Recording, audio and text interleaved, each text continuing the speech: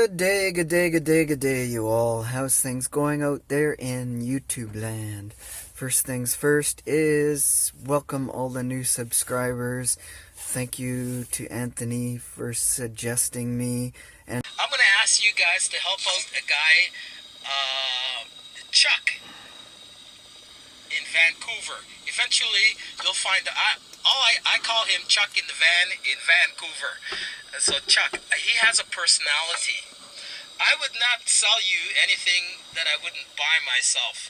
I've watched a couple of Chuck's videos. He's not quite as good as me. It might be where I used to be years ago as far as young and handsome, but he doesn't quite have the same charm as Anthony. And you guys might have came over from a couple other video channels that I've been relating with, Pusa and Camo Dave, or anywhere else that I've been kind of conversing with and making connections with. So we welcome you all.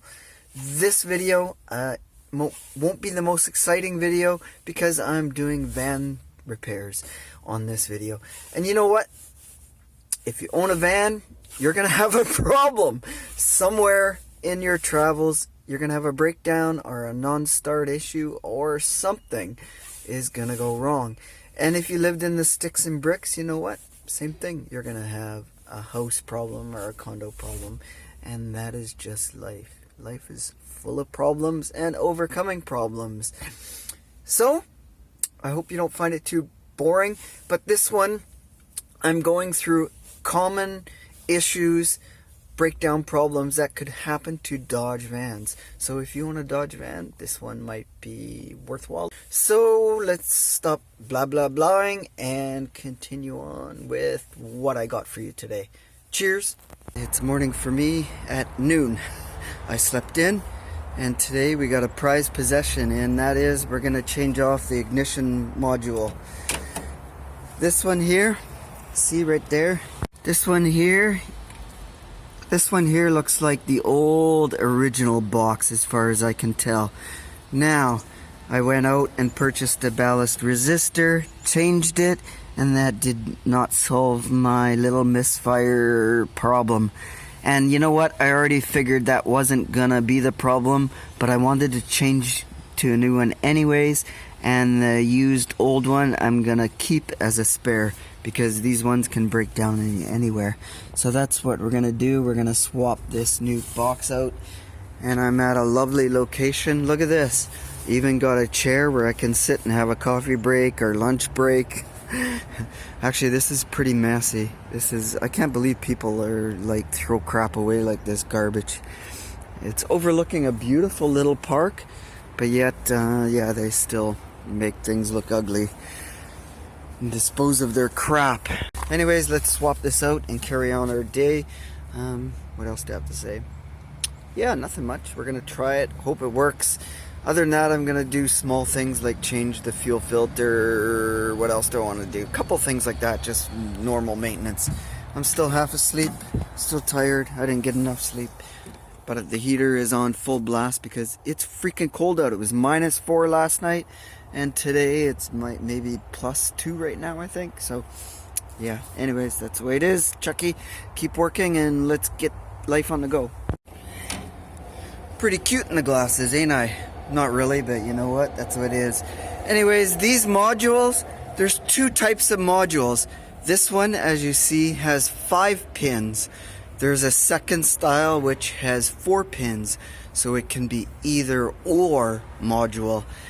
The thing is, with the 4-pin module, if you buy a 5-pin, you're okay, because that 4th pin is just like a dummy ghost pin. It doesn't do nothing. Mainly it runs off of the 4 pins. So this is the new one. Look at the backing on it. See how the resin's all perfect shape? And if you look on this old one, yeah, it's cracked and has been heated up a fair bit. It's starting to all break up. My guess, from the looks of this one, this is the original 40. Oh yeah, look at this. This is a 42-year-old electronic part that survived 40 years of driving in a vehicle. That is amazing for a vehicle this old to still be running no problem. So I'm hoping this is the problem, but yeah, you can see the resistors and diodes and all the electric circuits in there if you look close, but yeah, I don't know if you can see, but that's the way it is. That, and maybe there's a moth in there. Oh, the other thing is, notice right there, the connections where the holes are and the bolt holes. That has to be grounded. This has to be grounded out. If it is not grounded to the body, your ignition system will not work. This piece is a ground. It doesn't have a separate ground wire, so that could cause a problem too. But but we'll give it a whirl. Usually this goes on them. If this doesn't solve my engine miss problem, it's good to have a backup anyways. You always want a spare, because just like the ballast resistor I talked about, these things can break down anywhere at any time, and they usually do, so we will have a backup. And if this is the problem, I'm gonna go to the store and buy an extra one as an emergency, just to have in case we're in the middle of nowhere and it does break down. So, okay, there we go. We got my box on. So I'm gonna fire it up, but we really won't know if things work perfectly until we take it for a drive and to see if it's bogging out and missing. So the other thing I should do on this is add some dielectric grease to seal up the connections. So I'm gonna end up buying some grease and I'll put it on this connection, maybe some of these wires, and some of the other wires that I pulled out the other day. So it's probably a good thing. The other thing I gotta do is clean the battery post. So other than that, this ugly bird's nest will stay the way it is for now, and we'll go do our thing.